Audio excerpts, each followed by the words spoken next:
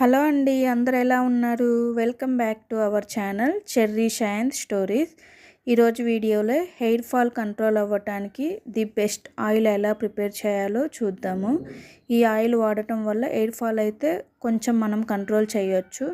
దీనికి మనము కరివేపాకు, మందార ఆకులు, మెంతులు, రోజ్మెరీ లీవ్స్ అండ్ ఆమ్లా, మందార పూలు, గోరింటాకు ఉంటుంది కదా, గోరింటాకు ఆకులను తీసుకున్నాను. ఇక్కడ పారాషూట్ ఆయిల్, నేను కోకోనట్ ఆయిల్ తీసుకుంటున్నాను. మీకు ప్యూర్ ఆయిల్ కనుక కోకోనట్ ఆయిల్ దొరికితే అది తీసుకుంటే ఇంకా బెటరు. ఇక్కడ ఆయిల్ని మనకు కావాల్సినంత తీసుకొని ఆయిల్ కొంచెం హీట్ అయ్యాక మనం తీసుకున్న వాటన్నిటిని ఒక్కొక్కటిగా యాడ్ చేసుకోవాలి. ఇక్కడ నేను ఒక 2 మల్లెపూలు కూడా తీసుకున్నాను. మల్లెపూలు వేసుకోవటం వల్ల కొంచెం ఆయిల్ స్మెల్ అనేది చాలా బాగుంటుంది.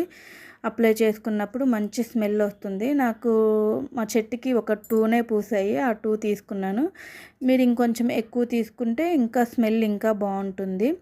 వీటన్నిటిని ఓన్లీ లో ఫ్లేమ్లో పెట్టేసి మనం బాగా ఆయిల్లోకి పోయేలాగా బాగా మరగనివ్వాలి. ఓన్లీ లో ఫ్లేమ్లోనే పెట్టాలి. ఇక్కడ నేను ఒకటి రోజ్ ఫ్లవర్ కూడా తీసుకుంటున్నాను. రోజ్ ఫ్లవర్ తీసుకోవటం వల్ల కూడా ఫ్రాగ్రెన్స్ స్మెల్ మంచిగా ఉంటుంది.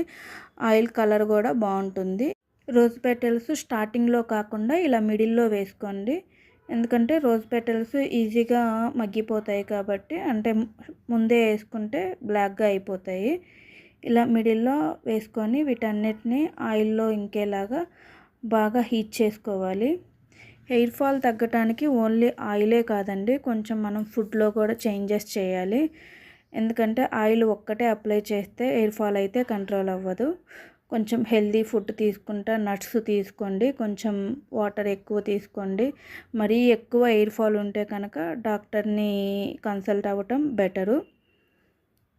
ఈ ఆయిల్ యూజ్ చేయటం వల్ల నాకైతే కొంచెం హెయిర్ ఫాల్ కంట్రోల్ అయిపోయింది. ఓన్లీ ఆయిల్ మీదే డిపెండ్ అవ్వకుండా ఫుడ్లో కూడా కొంచెం చేంజెస్ చేయండి, హెయిర్ ఫాల్ అయితే కంట్రోల్ అయిపోతుంది. ఇప్పట్లో అందరికీ హెయిర్ ఫాల్ కామన్గా ఉంటుంది ఎందుకో కానీ.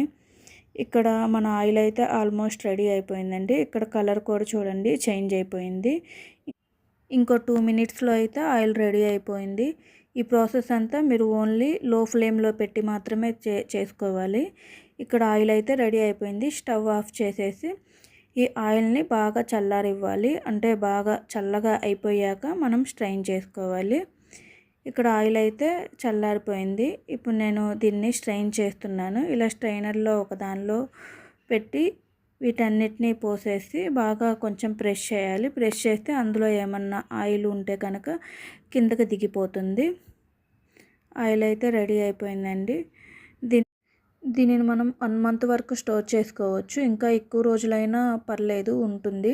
నేనైతే ఇక్కడ ఒక 2-3 వీక్స్కి సరిపడా ఆయిల్ ప్రిపేర్ చేసుకున్నాను. కావాలంటే తర్వాత మళ్ళీ చేసుకోవచ్చు కదా. ఇలా చల్లారిన ఆయిల్ని ఇలా ఒక గాజు సీసాలో స్టోర్ చేసుకోండి, ఎక్కువ రోజులు ఉంటుంది.